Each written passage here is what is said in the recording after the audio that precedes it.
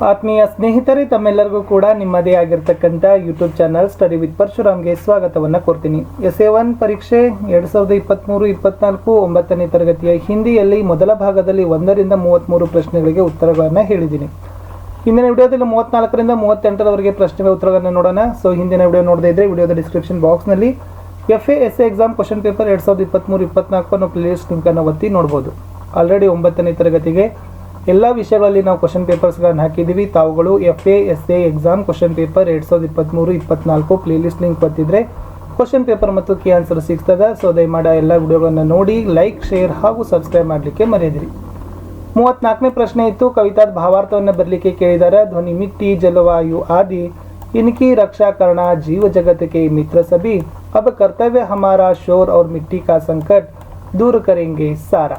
S, ಈ question ಪೇಪರಲ್ಲಿ ಏನು ಬರೀಬೇಕಾಗಿತ್ತಪ್ಪ ಅಂದರೆ, प्रस्तुत कविता में शुक्ल जी कहते हैं कि ध्वनि, मिट्टी और जलवायु आदि सभी जीव जगत के मित्र है. इन सभी का रक्षा करना अब हमारा कर्तव्य है. कोलाहल के और मिट्टी का संकट हम सभी मिलकर दूर करेंगे. यह इसका भावार्थ है ಅಂತ ಬರೀಬೇಕು. ನೆಕ್ಸ್ಟ್ ಇನ್ನು ಪದ್ಯ ಪೂರ್ಣ ಮಾಡಬೇಕಾಗಿತ್ತು 4 ಅಂಕಕ್ಕೆ. ಜೈ ಜೈ ಭಾರತ್ ಮಾತಾದಿಂದ ಹಿಡಿದು ಹಮ್ಕೋ ಹರಾಬರಾವರೆಗೆ ಇದೆ. ಸೊ ಇದು ಪದ್ಯದ ಸಾಲುಗಳಿತ್ತು. ಎಸ್, ಜೈ ಜೈ ಭಾರತ್ ಮಾತಾ ऊंचा हिया हिमालय तेरा, उसमें कितना स्नेह भरा, दिल में अपने आग दबाकर रखता हमको हराबरा ಅಂತ ಸಾಲುಗಳನ್ನು ಬರೆದ್ರೆ ಖಂಡಿತವಾಗಿ 4 ಅಂಕಗಳನ್ನು ಕೊಡ್ತಾರೆ. ಇನ್ನು ಈ ಪ್ರಶ್ನೆ ಪತ್ರಿಕೆ ಮುಂದಿನ ಭಾಗ 36ರಲ್ಲಿ ಏನು ಮಾಡಿದಾರಪ್ಪ ಅಂದರೆ, ಒಂದು ಅಪಠಿತ ಗದ್ಯಾಂಶ ಕೊಟ್ಟಿದ್ದಾರೆ. ಅದನ್ನು ಓದ್ಕೊಂಡು ಸೊ ಕೆಳಗಡೆ ಇರ್ತಕ್ಕಂಥ 4 ಪ್ರಶ್ನೆಗೆ ಉತ್ತರಗಳನ್ನು ಬರೀಬೇಕಾಗ್ತದೆ. ಗದ್ಯ ಭಾಗ ಇತ್ತು.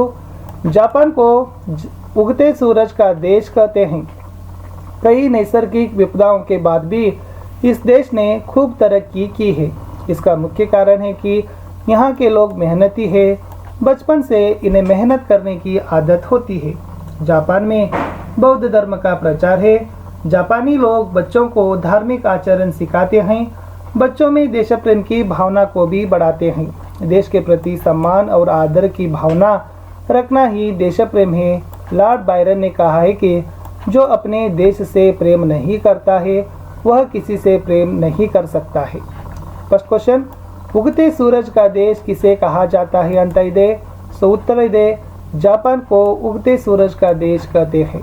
ಮುಂದಿನ ಪ್ರಶ್ನೆ, जापान में किस धर्म का प्रचार है ಅಂತ ಇದೆ. आंसर, जापान में बौद्ध धर्म का प्रचार है. ಮುಂದಿನ ಪ್ರಶ್ನೆ, सम्मान इसका विलोम शब्द है ಅಂತ ಕೇಳಿದ್ದಾರೆ. आंसर ಇದೆ, सम्मान इसका विलोम शब्द है अपमान. लास्ट इತ್ತು, इस गद्यांश का उपयुक्त शीर्षक क्या हो सकता है ಅಂತ ಕೇಳಿದ್ದಾರೆ. ಸೊ ಇದರಲ್ಲಿ ಶೀರ್ಷಕ ಏನಾಗಬಹುದು, ಅಪನಾ ದೇಶ ಅಪನಾ ಧರ್ಮ ಅಂತ ಏನು ಮಾಡ್ಬೋದು, ಆಗ್ಬಹುದು ಅಂತಕ್ಕಂಥದ್ದು ಅಭಿಪ್ರಾಯ. ಇನ್ನು ಮುಂದೆ ಎಸ್ ಪತ್ರ ಇದೆ ಸ್ನೇಹಿತರೆ. 5 ಅಂಕಕ್ಕೆ ಏನಿದೆಪ್ಪ ಅಂದರೆ, कोई कारण बताते हुए कक्षाध्यापक या प्रधान अध्यापक को 3 दिन की छुट्टी मांगते हुए एक पत्र लिखिए ಅಂತ ಇದೆ. ಈ ಪ್ರಶ್ನೆ ಏನಿದೆ ಅಂದರೆ, ಇದು ಲಾಸ್ಟ್ ಇರ್ತದೆ 38ನೇ ಪ್ರಶ್ನೆ. 5 ಅಂಕ ಇರ್ತದೆ. ಅಂದರೆ ಯಾವುದಾದರೊಂದು ಕಾರಣವನ್ನು ಕೊಟ್ಟು ನಿಮ್ಮ ತರಗತಿ ಶಿಕ್ಷಕರಿಗೆ ಅಥವಾ ಮುಖ್ಯೋಪಾಧ್ಯಾಯರಿಗೆ ಒಂದು 3 ದಿನ ರಜೆ ಕೋರಿ ಪತ್ರ ಬರಲಿಕ್ಕೆ ಕೇಳಿದ್ದಾರೆ. ಸೊ ಆಲ್ರೆಡಿ ನಾನು ರಜೆ ಚೀಟಿಯನ್ನು ಹಾಕಿದ್ದೀನಿ, ಆ ವಿಡಿಯೋಗಳನ್ನು ತಪ್ಪದೆ ನೋಡಿ.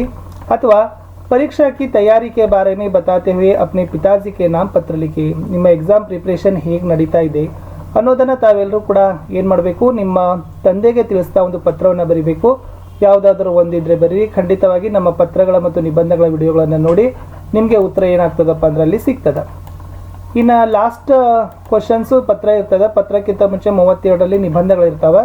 12 ರಿಂದ 15 ವಾಕ್ಯಗಳಲ್ಲಿ ನಿಬಂಧಗಳನ್ನು ಬರೀಬೇಕಾಗ್ತದೆ. 4 ಅಂಕದ ಪ್ರಶ್ನೆ. ಇಲ್ಲಿ ಒಂದು ಸಮಾಚಾರ ಪತ್ರ ಇದೆ, ಪರ್ಯಾವರಣ ಇದೆ, ಪುಸ್ತಕಕ ಮಹತ್ವ ಅಂತಕ್ಕಂಥದ್ದು 3 ಇದಾವೆ.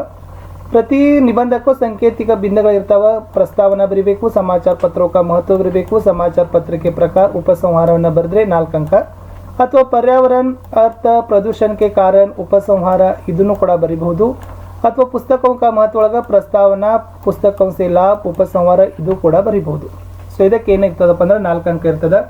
ಒಟ್ಟಾರೆ ಈ ವಿಡಿಯೋ ತುಂಬಾ ಮೋಸ್ಟ್ ಇಂಪಾರ್ಟೆಂಟ್ ಆಗಿರ್ತಕ್ಕಂಥ ಕ್ವಶನ್ಸ್ಗಳನ್ನು ನಾನು ಏನು ಮಾಡಿದ್ದೀನಿ, ಲಾಸ್ಟ್ದು ಕವರನ್ನು ಮಾಡಿದ್ದೀನಿ. ಸೊ ಖಂಡಿತವಾಗಿ ತಾವೆಲ್ಲರೂ ಕೂಡ ವಿಡಿಯೋನ ಲೈಕ್, ಶೇರ್ ಹಾಗೂ ಸಬ್ಸ್ಕ್ರೈಬ್ ಮಾಡಲಿಕ್ಕೆ ಬರೆಯದಿರಿ. ಬೇರೆ ವಿಷಯಗಳ ವಿಡಿಯೋಗಳನ್ನು ಖಂಡಿತವಾಗಿ ತಾವುಗಳನ್ನು ನೋಡಿ. ಆಲ್ರೆಡಿ ನಾವು 9ನೇ ತರಗತಿಗೆ ಎಷ್ಟು ಪಾಠ ಆಗಬೇಕಲ್ಲ ಎಲ್ಲ ಪಾಠದ ಕ್ವಶನ್ ಆನ್ಸರ್ಸ್ಗಳನ್ನು ಸಹಿತ ಹಾಕಿದ್ದೀನಿ. ಆ ವಿಡಿಯೋಗಳನ್ನು ಸಹಿತ ತಾವು ತಪ್ಪದೆ 9ನೇ ತರಗತಿ ಹಿಂದಿ ಪ್ರಶ್ನೋತ್ತರವನ್ನು ಪ್ಲೇಲಿಸ್ಟ್ ಲಿಂಕನ್ನು ಒತ್ತಿ ನೋಡ್ಬೋದು. ಇಷ್ಟ ಇತ್ತು ಈ ವಿಡಿಯೋದಲ್ಲಿ. ಸೊ ನಾನು ನಿಮಗೆ ಮತ್ತೆ ಸಿಗ್ತೀನಿ ಹೊಸ ವಿಡಿಯೋದಲ್ಲಿ. ನನ್ನದೇ ಒಂದು ಟೆಲಿಗ್ರಾಮ್ ಗ್ರೂಪ್ ಅದ ಸ್ಟಡಿ ವಿತ್ ಪರಶುರಾಮ್ ಅಂತ, ಲಿಂಕ್ ವಿಡಿಯೋದ ಡಿಸ್ಕ್ರಿಪ್ಷನ್ ಬಾಕ್ಸ್ನಲ್ಲಿ ಕೊಟ್ಟಿದ್ದೀನಿ, ಅದಕ್ಕೂ ಕೂಡ ತಾವುಗಳು ಬಂದು ಜಾಯ್ನ್ ಆಗಿ ಅಂತ ಹೇಳ್ತಾ ಸಿಗ್ತೀನಿ ಹೊಸ ವಿಡಿಯೋದಲ್ಲಿ. ಅಲ್ಲಿವರೆಗೂ ಬಾಯ್.